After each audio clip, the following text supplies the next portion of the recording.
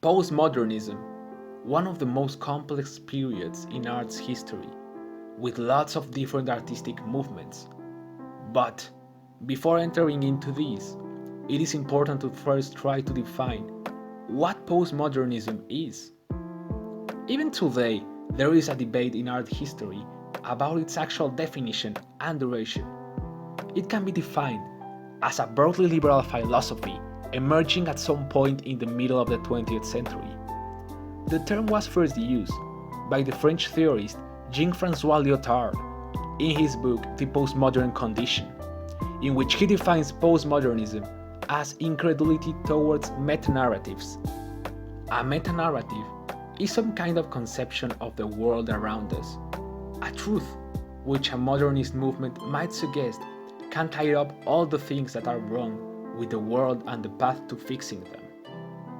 While modernism was based on idealism and reason, postmodernism was born out of skepticism and a suspicion of reason. It challenged the notion that there are universal certainties or truths.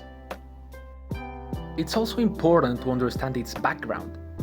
From the late 19th to the mid 20th century, art, as well as literature, science, and philosophy, was defined by a sense of progress and technological advancement.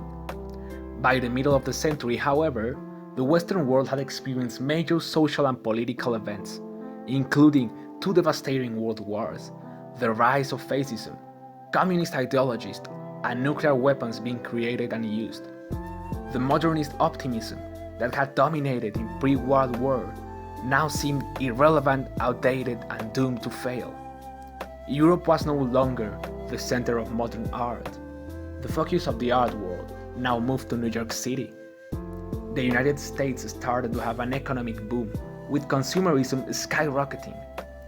Academics, artists, and the general public began to become increasingly aware that there wasn't any inherent distinction between a piece of high art and a piece of popular culture, an important mindset for the creation of pop art.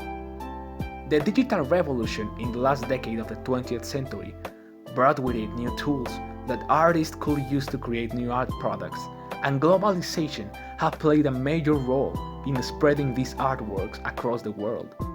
It isn't clear if we have left postmodernism, but the huge technological developments of the last decades made it very difficult to define the recent movements. There are more artistic movements now in comparison to any other age. Now, here is a timeline of some of the main movements of the postmodern period. It is important to clarify that they are not the only movements that exist at the time, but they were some of the major representatives of the period. The majority of art historians agree that the Second World War was the shift point between modernism and postmodernism, although some even consider pop art as a transition between these two periods. The pop art movement was present mainly during the 50s and 60s. Minimalism started in the 60s and was going to be very popular for the next 2 decades. A few years later, in the mid 60s, conceptual art arose, although its popularity time was a little shorter, being popular for around a decade till the mid 70s. Since the 70s, contemporary art has been popular until today. The same happens with digital art, first appearing in the 90s after the digital revolution and continuing to the present day. Pop art. Pop art began in the 50s but became very popular in the 60s. It started in the United Kingdom but became a true art movement in North America. What are the characteristics of pop art? It uses recognizable imagery drawn from popular media and products. It has very bright colors. It also has a flat imagery influenced by comic books and newspaper photographs. There are images of celebrities or fictional characters in comic books, advertisements, and fan magazines. In sculpture, an innovative use of media.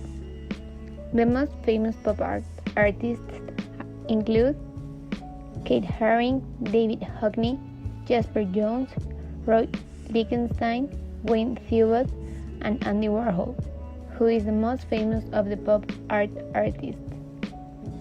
Famous artworks include Campbell Soup Cans by Andy Warhol, 8 Elvises by Andy Warhol, Drowning Girl by Roy Lichtenstein, 3 Flags by Jasper Jones.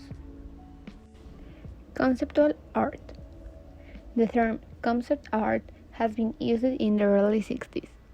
Henry Flint of the Fluxus Group described his performance pieces as a concept art in 1961. It was not until the late 60s that conceptual art as a definable art movement emerged. Conceptual art has a tendency to provoke intense and perhaps even extreme reactions in its audiences. Some even simply deny that it is art at all. Conceptual art, it seems, is something that we either love or hate. Some famous artists are Yves Klein, Joseph Cassutt, Marcel Brodeurs, Piero Manzoni, Robert Rauschenberg, and Tracy Emin. Famous artworks of it include One on 3 Chairs by Joseph Cassutt, Casserole and Closet Museums by Marcel Brodeurs, and Artist's Breath by Piero Manzoni. Minimalism appeared in New York City in the late 1960s and was characterized by extreme simplicity of form and a literal, objective approach. Minimalism adopted the point of view that of a work, art should not refer to anything other than itself.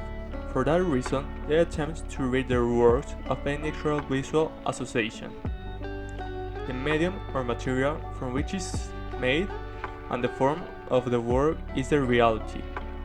Some of its main artists include Robert Morris, Frank Stella, Anne Treat, Agnes Martin, Dan Flavin, and Sol LeWitt. Famous artwork from the movement include Die Van Gogh and Hyena Stomp by Frank Stella, 2 open modular cubes from Sol LeWitt, Raymond Pickett from Judy Chicago, and a primary picture from Dan Flavin. Now, talking about contemporary art, which appeared in the early 70s, it's difficult to define what exactly it is, but its main ideology could be described as to explore ideas, concepts, questions, and practices of the past with the aim to understand the present and envision the future. For contemporary artists, everything is up for grabs and everything can be art. The subjects of contemporary artwork, followed by the trend of the moment, creates the trend of the moment itself and always attempts to expand the ideas of what is considered to be art in the first place. These artworks, more often than not, reflect the controversial issues of contemporary society with the goal of redefining the world and the accepted values. Some of its main representatives include Jenny Saville, Takashi Murakami, David Hockney, Yukoi Kusama, Jeff Koons, and Ai Weiwei. Digital art. This is one of the most recent artistic movements that have influenced the world. The digital art movement started at the end of the 20th century in the 90s. Digital art can be computer generated, scanned, or drawn using a tablet and a mouse. In the 90s, thanks to improvements in digital technology, it was possible to download video into computers, allowing artists to manipulate the images they had filmed with a video camera. This gave artists a creative freedom never experienced before with film, allowing them to cut and paste within moving images to create visual collages. It can be subdivided into different categories, including digital painting, digital photography, video, and animation. Because of its umbrella nature, there are a lot of different artists and artworks that could fall into this modern movement.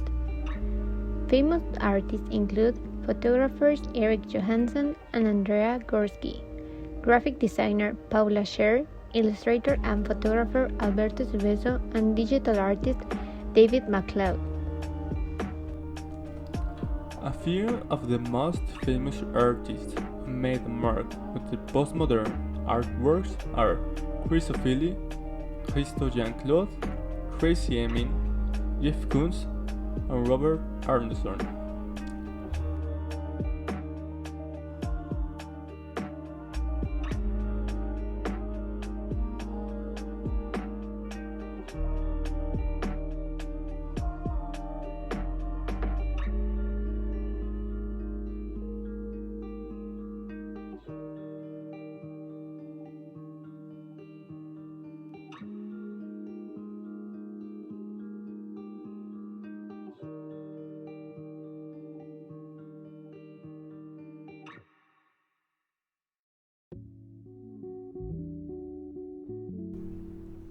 Exhaling Pearls by Joseph Hevel. The Holy Virgin Mary by Chrysophilus.